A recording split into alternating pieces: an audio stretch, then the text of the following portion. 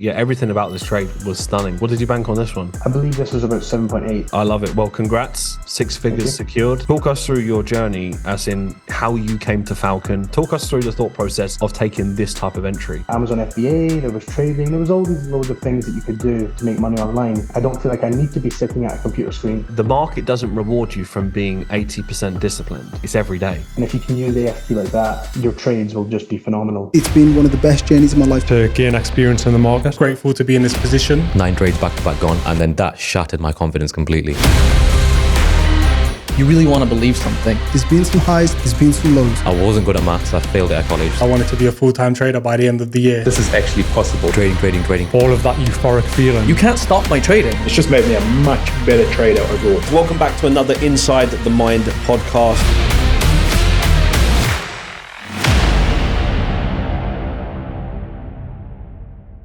Dariush, welcome to the podcast.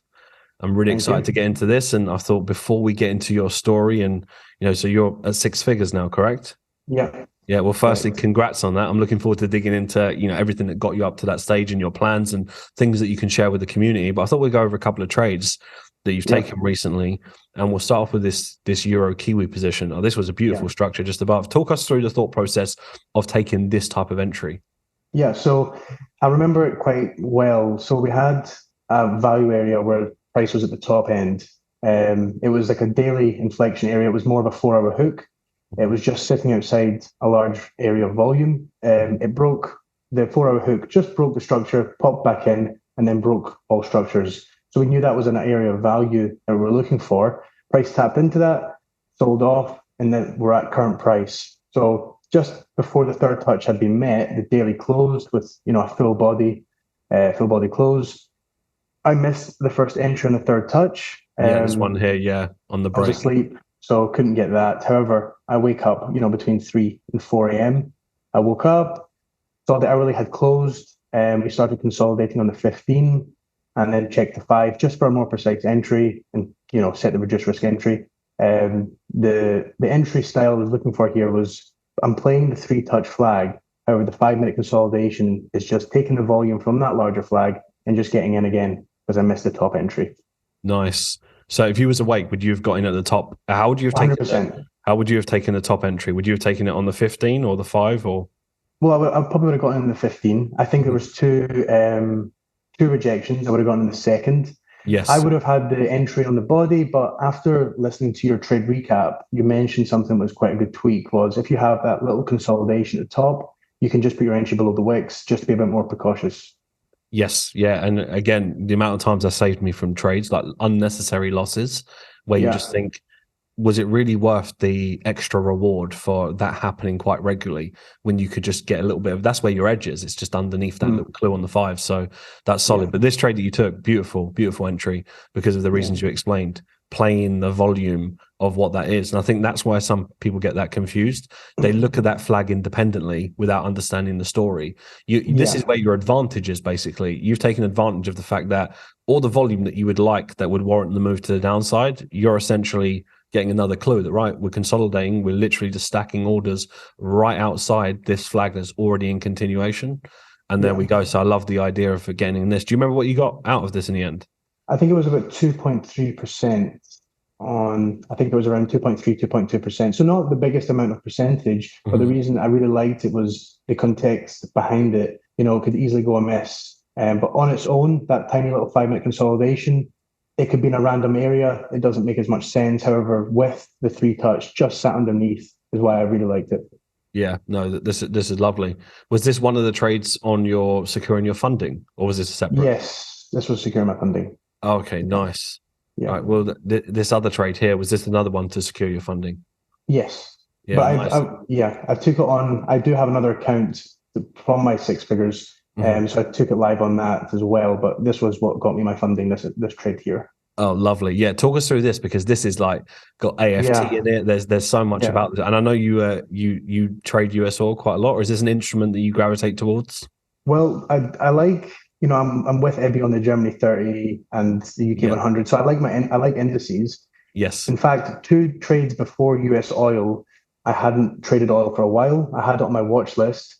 So one of my rules is before I start trading an instrument again, like US oil, it could be the Aussie 200, I want to at least ghost trade it at least 2 times before I'm taking it live, just to get back in sync with that or, the spread. So I'm taking it on a demo, not because of anything apart from just getting back to the feel of the instrument.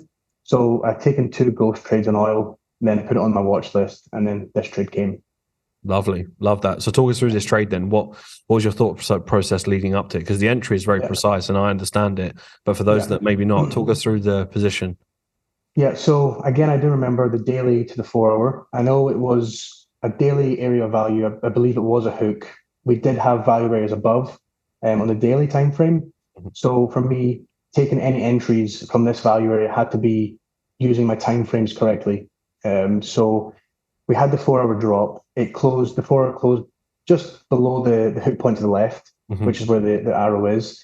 We had the hourly consolidation, or I call it an hourly stall, just before it has 6 candles. It's showing it's stalling. I will then jump to the 15, which has been giving me permission. I had this little 1, 2, 3 on the 5, which I had the hook point. The hook point was just above the hook point to the left, which is why I liked it. It popped up, evening star, 1, 2, 3. The entry was no problem. It was simple, just like that.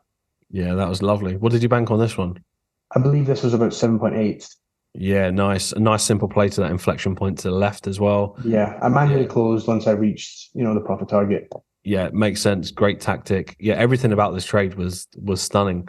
The volume sat outside of it, the little hook point. How have you found transitioning into AFT, and how's that been useful for a trade like this?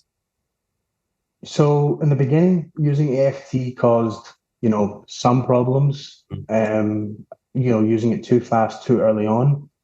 But during Q4 2021, I believe that's when it came out. Yeah. 2022, sorry.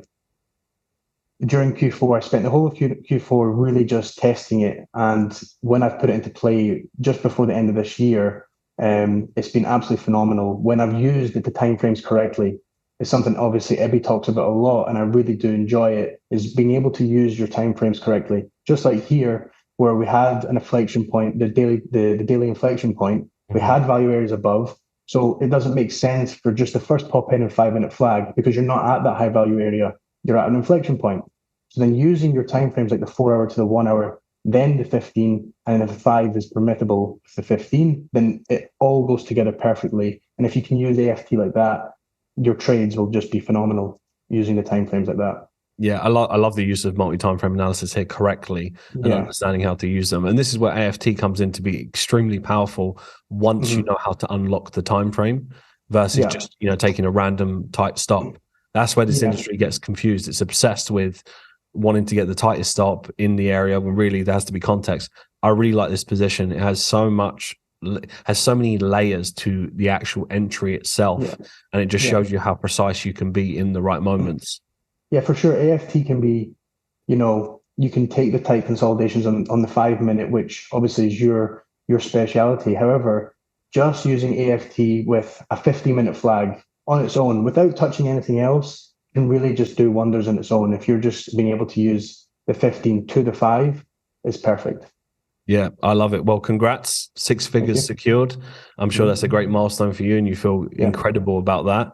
And then it's onwards and upwards to the next stage. But for those of people listening in, learning about you for the first time, talk us through your journey, as in how you came to Falcon. Was you learning how to trade before, like different styles? Yeah. So going back to the very beginning, from the very beginning, left school at 15, no qualifications, hospitality career, all the way from Edinburgh to then Tenerife, Spain. That was my career before trading. During COVID, obviously things were going, wrong with the hospitality industry. Nothing was, we couldn't work. So I took 2 years off, came back to the UK from Spain, and quickly saw online there was drop shipping, Amazon FBA, there was trading, there was all these loads of things that you could do to make money online. I, for some reason, picked to have a look at trading. I did the 1 month of signal services. I did, baby pips, EMAs, support and resistance, the whole lot. That was about 1 month. I wasn't really focused. I wasn't, really taking any education in. It was just playing around with the idea. Then I decided to go for mentorship. I liked what trading looked like. I liked what it could offer. So I went for mentorship. Luckily enough, I stumbled upon Falcon the very first time. So I've never been anywhere else. So Falcon was my first mentorship foundation series watched, and that's been 2 years from there. And that's the journey in a simple form. Wow, love that. It's been a couple of years. So it's not been an overnight success. You've been very intentional with the work that you've put in. And I can see that you're someone who has kept yourself sometimes in the shadows a little bit, but your mentality, you've been getting on with it. And now you've hit an incredible milestone with lots of things to come throughout this year. Yeah. I saw a great mentality from you, and I remember this in FX Live, and you was talking about that you was going to get a desk at a trading floor because you wanted to feel that, sense of just maybe doing something, getting out of the office and meeting people. Talk us through that period of your journey as well, and why you done that in the first place. Yeah, so it goes back to before trading, I've always from 15 to 20, I was working in hospitality with my brother. He's got a successful company from Edinburgh into Tenerife, and I've always had that brotherhood. I've always had a strong bond with another man, or anyone really, where we would work side on side, being able to talk all the time and just spring ideas to each other. So when I came back to the UK and I embarked on the trading journey, I quickly realized staying in my own home with just my girlfriend got rather lonely and a bit, tedious. So about a year into that, I was like, you know what? I know there's a guy called Sam from KB who was in Glasgow, just literally a 10-minute walk from where I lived, who had an office, who had a trading floor, had a desk for rent. And, I wanted just to feel that professionalism that maybe which was maybe my own fault that I was lacking at home. I was maybe lacking the morning routine, the evening routine, or just being disciplined. So I decided to go for the office, and I embarked on that journey, which was great. I met really good people.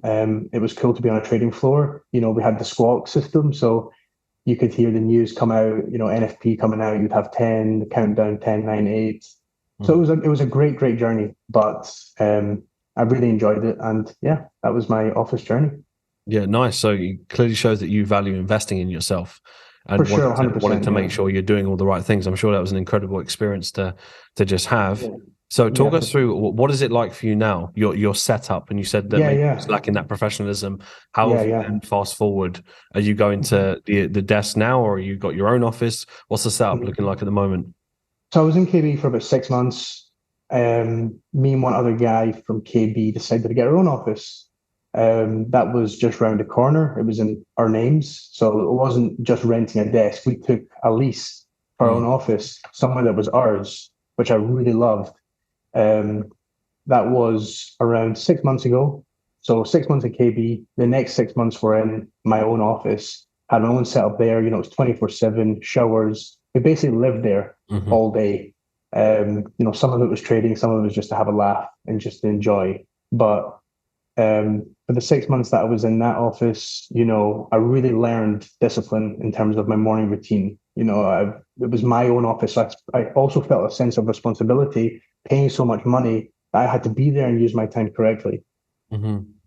So 6 months goes past there, and now I'm back at home. I feel like I'm at the stage now where I don't need, like a babysitter almost. I trust myself completely to make sure I'm up every day, doing my stuff, going to the gym, getting my work done, getting my forecasting done, and getting on with my day. I don't feel like I need to be sitting at a computer screen for 12 hours anymore. Maybe I think that was also something I needed to rewire my brain, was that I had to be working 12, 16 hours a day to be successful. Yes. Whereas now I feel like I'm at the stage where, not of level of skill or experience, but I know if I just show up every day, get the needle moving tasks done, forecasting gets done, I don't need to be sitting here for 12 hours. I can sit here for 4 hours and make sure I get the absolute best work I can done. And that's it. Yeah, that's brilliant. You needed to go through that journey for yourself to teach yourself. You know, maybe that was that key thing of an old belief of, well, if I work harder, it's going to get me closer towards this, or the only way that I can feel professional is if I'm in an office. But really, the professionalism starts as soon as you get up. Like, you can be professional 100%. Yeah, 100%. So that's why I loved Monk Mode so much, was you had on Monk Mode, make sure before you even look at the charts, you're dressed, you're sharp, you're ready. And that was what I was probably missing when I first started without the office, was just that sense of professionalism in myself. Was not, I needed something to kick that professionalism in me. And I'm not afraid to say that. That's just what I had to do. And, it was a blessing in disguise, I think. Yeah, and then you learn and you grow, and that's all it is. That's the whole. That's the whole part of why we're here as well. Like mentorship, we've gone through that, so we know, that the market doesn't reward you from being 80% disciplined. It doesn't reward you from being 90% disciplined or even 95. It's every day. Like, the word discipline is that it's 100. It's not like discipline. Sometimes it goes against the actual the word itself. Yeah. So Monk Mode month, we saw no coincidence, we saw an incredible, enormous amount of breakthroughs, because sometimes people kid themselves. They say, yeah, I do my forecasting every day. Well, why is it Monk Mode month in particular, when you have, because a lot of the feedback I got, which was really interesting, it's important that everyone actually understands, you can deceive yourself. The first feedback I got was like, Mark, I already do all this. I said, well, you'll have no problem executing on it then. Yeah. Is that I already do this. Yeah, all the biggest breakthroughs came from those people that already do that. Well, if you already done it, why did the breakthroughs happen here? It's because when you do something, you can coast, you can go through the motions. When there's an extra level of intensity, you don't know that throughout the whole month, you might have slipped up on your routine. And you'll think, oh, I already do this. You probably do 95% of the time. But what about that 5% window? Now you're more accountable. That could have been the thing that helps you break through. Yeah. It's so, listen, no one can beat the person that shows up every single day. The universe won't reward the person that shows up 5 days a week versus the person that shows up 7. That's just the truth. For yourself going through this, you've been a great student. You listen very, very well. You get on with things, and you've been cracking on with yourself. What advice would you give from what your observation as the community to the work ethic, how they work, how they, learn content? What just straight shooting advice would you give from what you see? Because you've hit a certain level. Now, I know you've mentioned before that, listen, you're not in a position to give people 7-figure advice. However, you're still further along in the journey. You intentionally have done things that have got you towards 6 figures. It hasn't happened by fluke. So what advice would you give? I think it comes down to keeping things simple, right? So I want to kind of go back to my belief system, and it'll come into some advice.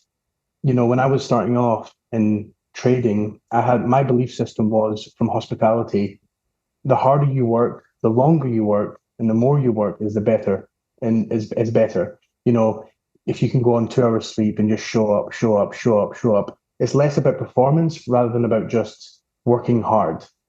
So when you bring that into trading, it's not so much as working hard, as well as you need to be performing optimally. So you need to be, healthy, nutritious, your diet needs to be on point. You need to be eating right. You need to be feeding yourself good.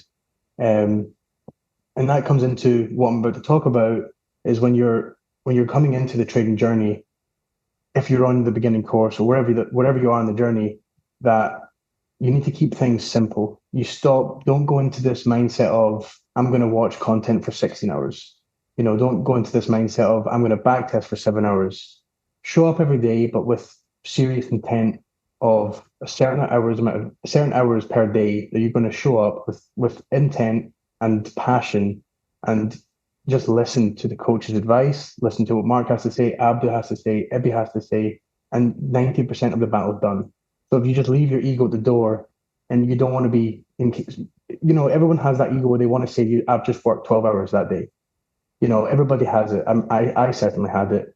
But if you just forget that and just focus on needle moving tasks every day that could take you 2, could take you 3, could take you 4 hours per day, and just enjoy the process, enjoy some of the struggles, enjoy the pain, and listen. So show up to the webinars. Don't try and get your fancy questions out. I've seen that a few times. I'll be on a webinar and you can tell people are just asking questions because they want to seem involved. less of that and just more pay attention. Pay attention to every word that Ibby, Abdu, and yourself have to say, and half your battle's done. That's brilliant. It's a common pattern that I see. And I said the same. You just said exactly the same thing without even knowing as to what Roderick has said. Now he's become a portfolio asset manager.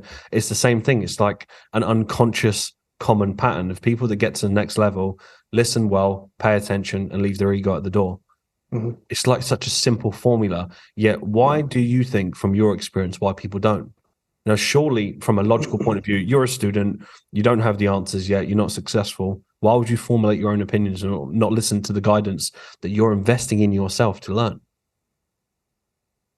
From my own experience, because I have been through, especially the first 6 months, I came into Falcon with a huge ego. I had done quite well previously to coming into trading. I wasn't doing extremely well, but I had done okay. So I had some sort of ego at the door. I came in with something in my mind that I was already at a level of intelligence. Mm-hmm. So I think when that happens, when you start coming into the webinars, and it's funny because Ibby, yourself, and Abdi always say, don't think that you're the anomaly. Don't think that you're the 0.1%. But I think subconsciously people think they are. So when you say, don't go for funding within the first 6 months, or don't chase funding early on, set the foundations, people then turn around to themselves and go, but I think I'm the 1%. Maybe I'm that 1% who already has good foundations, already has good morals, already has good emotional intelligence. So I'm going to go for funding. And then they don't realize by doing that, they're setting themselves back 6 months, a year, because it's going to take them 6 months, a year to even realize they're in that battle. And they just let themselves down a slippery slope. So I think people, if they just listen, take care of how they do their work, don't come in with ego, they should be fine. And everyone, they will be fine. Not should be, they will be fine if they do that. Yeah, that's really, really great. And you just said something very, very important, which is it's not even the detriment of understanding that you shouldn't be going for funding too early on for the sake of like rushing it. I get it. You want to make money. You want to quit your job. There's lots of emotions as to that are influencing you. However, it's the what detriment at what cost. It's not the cost of like you've paid, I don't know, like £500 for a funding assessment. It didn't go well when you lost £500. It's how long did that take? You might have gone through that process for like 4 or 5 months, and you've now lost 4 or 5 months of growth. It's not the 500. Yeah. It's you've set yourself back even further, where someone else has come in, listen well, maybe gone through the foundation series a few times, and you're looking at that thinking, I don't need to go through that. I've already done that. I understand that. Oh, Mark speaks about a flag. I know what a flag is. It's just a 3-touch. It's like, well, why are you not executing on it then? There's so many layers that link into the simplicity of what we do. And I think if more people would listen well, they would get further. And it's very important this year in particular that happens, because as you know, we've spent a lot of years building great infrastructure. And this is what I would say the breakthrough year. And so it's already happened. I mean, you're an example of one of those breakthroughs. Everyone is just getting to that next level now. It's so good. What do you feel about that from what you've seen? Like start of the year, we obviously predicted this early on. That I use the word predicted lightly. I mean, more instinctively, I could tell there were so many more people that have done the work for quite a few years that they were at a level where if breakthroughs were going to happen, it would happen this year. And it would be like astronomical. We had a lot of it last year as well, especially towards the tail end. But I knew this year would be like on another planet. What have you seen and observed from seeing that? Well, for sure, 100%. I know a lot of people, especially in the FX Live community, how much passion everybody has towards Falcon as a whole. So even if we just remove trading from it for one moment and think about everyone's loyalty towards Falcon, especially in the FX Live community, everybody loves the actual community itself. Everyone's got that accountability with each other. We all know each other's names. I might not have spoken to everybody in person or via the camera, but everybody's cheering for everybody. Everybody has that accountability that I know, for example, Wasim is now a portfolio asset manager. So I know 6 months to a year, he should be leveling up. He has that accountability with himself. So it's no doubt that this year especially is going to be the year of scale, whether that be, somebody gaining consistency, somebody removing belief systems. This will be the year that everybody levels up in one way or another. And it's been great, especially kicking it off with monk mode. I think that really set the tone, because I would imagine some people did in monk mode, maybe 3 days in, 10 days in, 18 days in, they slipped up. And I remember you said very clearly on an SMB, you said, how do you expect to trade 7 figures if you can't even stick to this for 28 days? Yes. So if you imagine if somebody thinks they're going to be trading 7 figures in December 2023, and they've slipped up 4 times during monk mode months, they know within themselves they've got so much work to do. So it's time to just knuckle down and get to work. That's it. And the truth is the truth, right? You can't hide from yourself. I would rather people highlight the truth to themselves as a mirror than fantasize for another 6 months. Yeah. Because at the end of the year, I want to hear more of the stories. Oh, by the way, I'm trading, 220K. I've had my first big withdrawal. It was only £17,000, but I used to make 30K a year. So 17K is a huge thing for me. Like, it's great to be here. That's what I want to listen to. I don't want to hear anything else. So naturally, I'm going to push every single one of you to be like, we need to get this done. This is the year of scale. We're making it happen. And I think sometimes, and this is important for me to say, don't get too caught up into this idea of, listen, aim for 7 figures, yes. But if you was trading 700 at the end of the year, you're not going to be unhappy. You're not going to be in Dubai going, do you know what? I messed up. I'm only trading 700K. Yeah. We underestimate how powerful even the 300K, 400K, someone might not be anywhere close to, even if you see people that have traded, let's say 500K end of the year, and someone might be a student that just breaks through to consistency. They'll look at that and go, maybe I failed. Like, no, you're at your level, you've progressed. And in another year from there or another 6 months, you might be trading $250,000. Stop comparing yourself to someone else that might have another 4 years on you, or more intention, or a stronger mindset that they've cultivated. Like, just focus on yourself. Like, you'll get there in your own time. For sure. The year of scale can mean multiple things for everybody. And I think that's what people don't get lost into, the 7 figures itself. 7 figures is everyone's goal. It could take you 3 years, 2 years, 1 year. It does not matter. The year of scale means you as a person need to level up. And as a side effect, you will get to the higher figures. You will get to 700. You will get to 800. You could get to 1 million this year. But if you don't do that level up within yourself, you're never going to get there anyway. So you may as well look at this year as you're going to scale up you as a person, whether that be health, improvement, trading, everything combined. And then that's how you get to the 7 figures. Definitely. And I'm glad you take everything in holistically. It shows your character and your view on all of this. You spoke about earlier emotional composure as there being, how important is that to you? Is that something that's really clicked for you? For sure. So I've never had one-to-one coaching with Ibby, as I mentioned to you. However, I did text him this. I said, it feels like he's been my silent mentor in terms of one-to-one coaching, because Ibby preaches very well composure. The composed will win. And if people just listen, if you're viewing Ibby's stories or Coach's Corner and you're just there for the entertainment, as you said, some people just want to be entertained. If you just actually listen to what he's trying to say, he's telling you that you need to be composed in every aspect of your life. Just like how I said to you, I might be a bit nervous speaking to you for the first time, but you got to be composed. If you can't be composed in all areas of life, how are you going to do it in the most difficult thing in the world? Let's say trading, the financial markets. So composure isn't just, being able to breathe correctly when you're placing a trade, or not sweating, or not feeling anxious. It's composure in all aspects. Composure could be on the 3rd mile of a run when you want to give up, but remaining composed, your breathing stays the same. It's in every aspect of life. So if you listen well, and Ibby talks about it, the composure, you need to have that in every aspect of your life, not just in trading. And I think if you can master the composure, which again, I'm nowhere near, but I'm still learning. I think if you can remain composed in trading, it could be health, fitness, wherever. If you choose to be a composed person, you'll find everything a lot more straightforward and easy, almost. Something that stands out to me is that what you figured out that you could see either consciously or unconsciously is that everything is connected to everything else, right? Everything is connected, and you clearly have got that down to a T. So everything that you're doing is connected, and you've made that connection. And I think it's very difficult to go wrong, because you'll be able to reverse engineer it. Let's say you went for a slippery patch.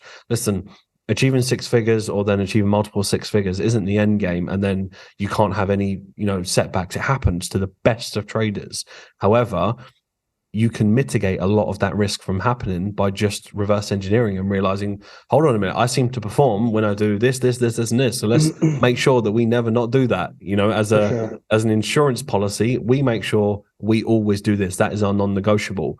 Yeah. Is there any non-negotiables of what you've done, whether it be evening, morning? Is there something that you do every day that you can attribute towards, like, this is where I get my mental clarity? This is that I know if I do this every day, I'm going to be just fine. Yeah, so I was literally just about to speak upon it. Is you said I think you mentioned the last SMB, your reserve tank. Yes. So what's your reserve tank? So for me, my reserve tank, or what keeps me what's my non-negotiable, I kind of use it like my reserve tank, is I'm up 3 to 4 a.m. every day, usually around 3:30. Now, many people think that's obscene. I'm in bed for 7:30, Monday to Friday. Even though weekend I enjoy my time, more leisurely anyway. But every day, Monday to Friday, is 3:30 in the morning. That's something that's been with me for the last 4 years, not just recently. That's what keeps me on my toes. That's what keeps me feeling fresh. I know that's a choice every morning to get up at 3:30 to 4, 3, 4, whatever it is, to get up at that time. And it's very difficult, it's not an easy thing to do. So my non-negotiable is I'm up at 3:30 and I'm in the gym or I'm running straight after. So I'll get up, I'll, get ready. I'll go out for a workout. It could be weights. It could be the run. I'll come back. That is probably my one non-negotiable that it keeps me in the clear path. Is I feel like when I slip up on those, which I rarely do now, I lose that sort of trust in myself.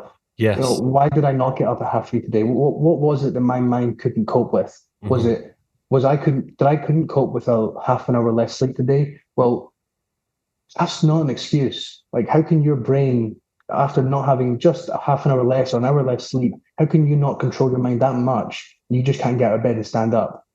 That doesn't make sense. And then you want to trade 7 figures. It just doesn't work. So if I know that me waking up at 3:30 is a contributing factor to one day in the next year or 2 years, I'll be trading 7 figures, you best believe I'll be doing it every day. 100%.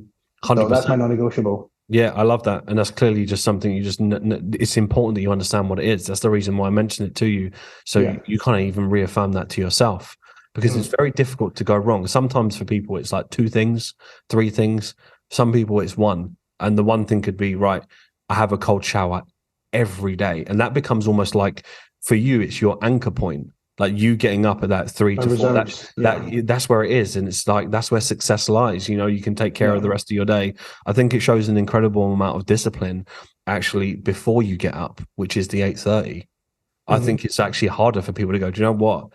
This is not a normal time. Most people will stay up a little bit longer, where you have to wind down. You have to intentionally figure out a way to go to sleep. Now, I'm sure by getting up at the time that you do, naturally your body clock is getting tired at like 7:30, 8 or whatever. So you're able to do that, but still takes a lot of discipline to stick to that all the way through. For sure. I've got a girlfriend, she wants to watch movies. I've got friends. So no movies for you then? Not during the week anyway, no. I've got family in Spain. Obviously they have siesta, they wake up late, they can't speak to me. But it's, as I said, it's something that I need to do. Whether people can turn around and go, but you don't need to do anything between 3 to 5 or 6. You can still go to the gym at 4 to 5 or whatever. But for me, it's my anchor point. It's my reserves. Because when I get to, 4 p.m. and I've got work to do and I may be procrastinating, that's my reserves. I know I can wake up at 3:30. I know I can continue working for another hour and get my work done properly. So that's my reserves. But no social life during the week anyway. Yeah, well, it's good. Well, you're going to be able to attribute a lot of your success to that, because you're not distracted, you're focused, you're clear, and you're just getting on with it every single day.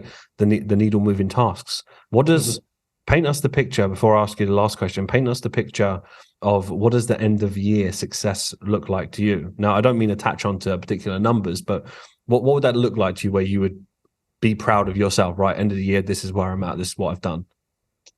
For the end of the year, I would be happy with myself and, pleased if I can look back and say, I go over all my quarterly ASRs and I don't have really any monetary goals this year. For me, it's just about scaling myself. And if I can go Q1, because Q1, Q2, Q3, and Q4, if I can look back over all those quarters into my ASR and my trading percentage. So Ebby talks about it, it's your 100 to 0 ratio. Yes. Yeah, the ratio. You know, if I know, let's say 95% of every quarter I've stuck within that ratio, that's when I'm going to be happy. You know, this year is not about money to me or you know, a certain figure. I would love to be as close to 7 figures as possible, but if that's at the back of my mind for this year, I'll take that step next year in terms of focusing on that goal. If I get to 700, fantastic. I will be, you know, going for that. However, this year will be more about making sure my performance is at peak, because this will be the first full year really I'll be you know, funded. Yeah, that's amazing. Even just taking your time with funding, like sitting in that feeling of like, right, I'm a funded trader, I'm behaving as if I'm going to be a 7-figure trader, like I'm doing the right things, is important as well. Which is why sometimes when people say, right, there's the part of not being ready for funding where it's like, look, this is too early on. And there's the other side where people are 4 years in and they're scared to go for a funded assessment because they don't want to get feedback from the market. They don't want to be under that pressure, but being in that pressure is where the growth is. It might not go right the first time, that's okay. But you still need to experience, what is it like to trade under pressure where there's rules and that I can't mess up? And it means that every decision I make has a consequence. If I don't go to sleep at 8:30 and if I don't wake up at 3:30, that's going to knock me out of sync. I'm not going to be in the right flow state. I won't trust myself, and you lose that trust with yourself. So it's such an intentional thing to do that. I think if more people would look at the actual performance over the outcome, they would be better. And clearly you've understood that, which is you're more happy about the fact that you follow the process because you know the outcome's going to take care of itself anyway. Like even if you was at hypothetically 420 at the end of the year, you wouldn't obsess at the number. You'd be like, I'm trading 420K. But what's more important is that every single trade leading up to it is deliberate. Every outcome was great. Every ratio was great. Look, next year I'll trade 7 figures, but I've done everything I need to do. I think you've got a great head on your shoulders and you're going in the right direction 100%. Thank you. I do want to add to that. For sure, I do have, you know, that side in myself that wants to be 7 figures this year. I'm not a robot, as we always say, but primarily this year will be making sure that I can perform in now this new pressure that I have optimally every single quarter, week on week, without a question, 95% at minimum at that level. If I can do that, I know next year, going into 2024, I'm ready for whatever's to come. That could be 7 figures, whatever that may be. I know I'm ready for it. Nice. Well, Darius, last question for you, my friend, which is how important is, you know, having that mentorship you mentioned earlier about, you know, finding the right mentorship and brotherhood, which is I fully resonate with, of just like being around people where you actually are excited to see other people win. How important has it been for you and just your overall perspective of just the Falcon community as a whole and just where we're headed? Because it's always interesting, I guess, from my perspective, that I'm in the loop with the team. We're moving the cogs and putting things together. But from your perception as to how you feel safe and secure knowing that you've got your future laid out ahead of you, does that give you confidence is the point I'm making? 100%. I mean, I don't think you might not see it. Obviously, you won't get to see it from our point of view. But as somebody who's spent time with other traders from different communities, I've had conversations with people, and I almost laugh when I'm talking to them about their community, because that's all you get. Like, we've got somebody here, the coaches and yourself, giving us a life plan to success. You know, it's from the property fund for big potential. You know, everything together in one is you've given us the pathway to consistency, to success, to everything. So it's phenomenal, and I don't see why people wouldn't want this. You know, why would you want to do this on your own? Why would you want to figure it all out?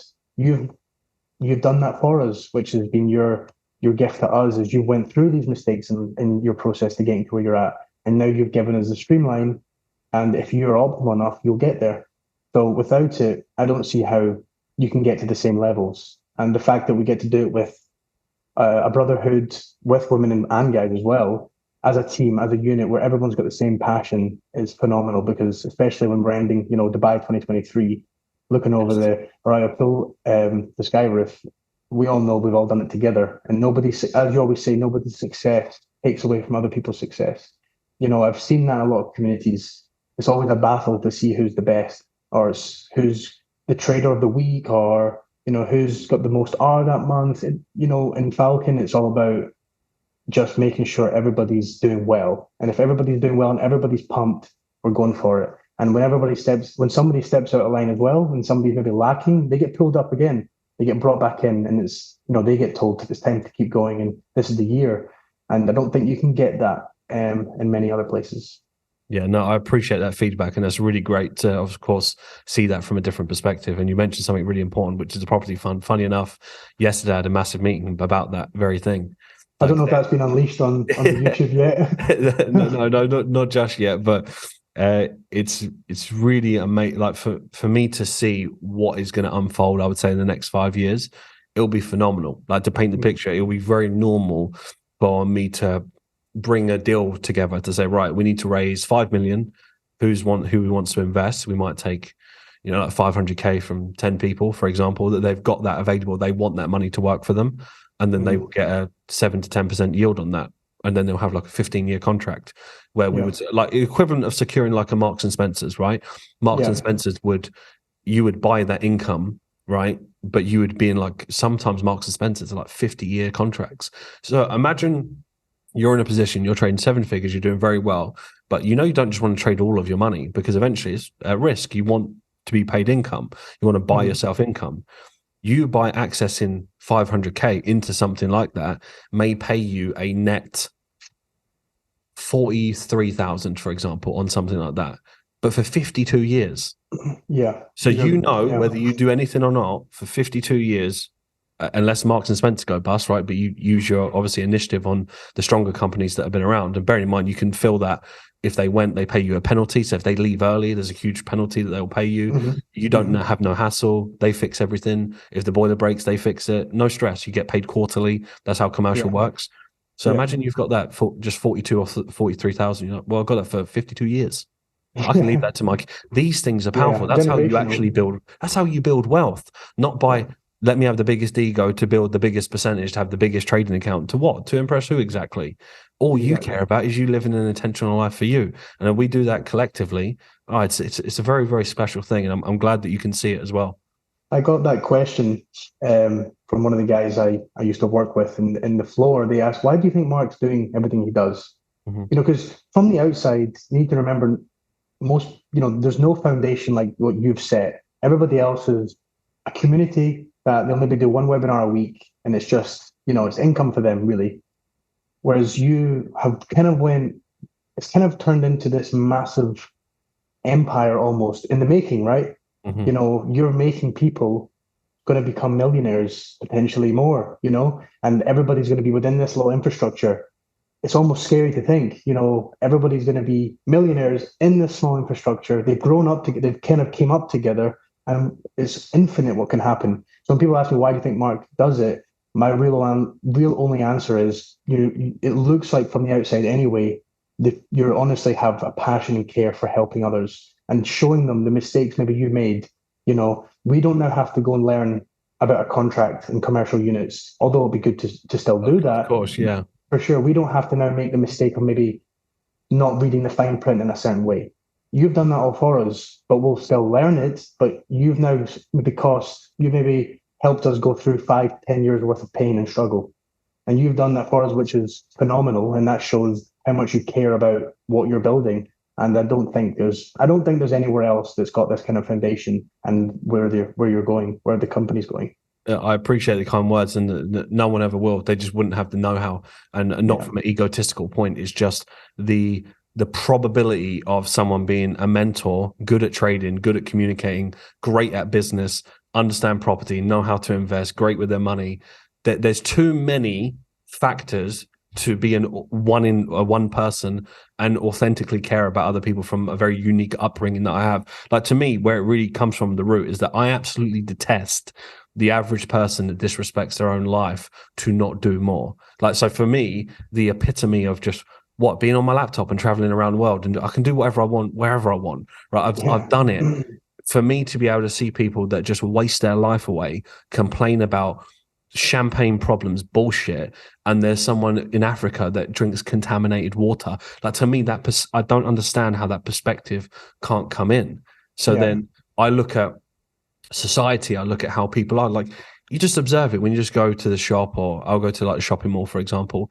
You just hear passing conversations, and without judgment, I feel this urge and this pull towards like shake people to like they're just natural communication with themselves. It's like I can tell within 10 seconds, like you got low self-esteem, you don't believe in yourself, you're closed-minded, you listen to the news, you're full of crap, and you're going to leave a mediocre life. And I could literally turn that around in like a couple of months. Like to me, I feel as a strong sense of if 100%. I can do that, and then you affect your family's life and your girlfriend's life, and what an incredible thing. Why would I not want to do that? Yeah, I want to just say something there. You just made a great point about what you teach and how you teach doesn't just affect us, as the students. It affects who we're with. My girlfriend, for example, since I've joined Falcon, my whole mindset's changed. Imagine you asked me how you're doing today, and I said not bad. So passing that on to my girlfriend, my mum, my dad, it's been huge for them. So all the small details as well about the way you speak, the affirmations, the visualization, all these things don't just affect me or the students, they affect everybody else's families. So it's not just us, it's going greater than that. We're now affecting, by you helping us, we're affecting our families and showing them a better way to live. Turn off the news. Stop speaking to yourself in such a negative way. Why are you telling yourself you're not bad? Why are you using a negative to describe how you should be feeling great and positive and you've just woken up, for example? And that kind of, especially my mum, I saw a spring in her step when she started focusing on these things. When I would meet her, her challenge would be to make sure that she speaks positively. And she would almost have a spring in her step because she was so positive, because she was trying to be positive for me. And then that just carried on, and it's been great since then. That's amazing. Thank you for sharing that with me. Honestly, It's actually moments like that make it even more worthwhile, when that can affect something further on than yourself and family around you. Wow, like this is just very early stages for what Falcon will birth. Loads to come. So much. Darius, it's been an absolute pleasure speaking to you on the podcast. Thank you very much. For much longer. And congratulations on securing six figures. That's a great milestone. Now we go again. Emotional composure. You're in a great environment. Myself, Ibi, and Abdu, of course, send our best wishes to you as well, that just keep on leveling up. I speak to Ibi and Abdu a lot, and they've always got great words to say about people like yourself. Of course, Abdu sees you in FX Live regularly showing up. Like, we can see the mentality of it's a breath of fresh air to be teaching people that just have that mindset. So thank you for doing that. And of course, sharing these tips with the community. There'll be lots of people that will realize from hearing you and other people that I've not been applying myself. I've not been going all in. I think I am, but there's someone like Darius that's got the same dashboard as me, but he's just going after it every day, and he's got the discipline. And literally, you can't go wrong. You got the anchor point, you got the reserve tank. Never lose that. Never. So we'll make it happen. But yeah, thank you. Absolute pleasure. I'm looking forward to meeting you in person, shaking your hand, and I'm sure in the future we're going to be ticking off many more milestones. Perfect. Thank you very much, Mark. It's been an honor. You're welcome.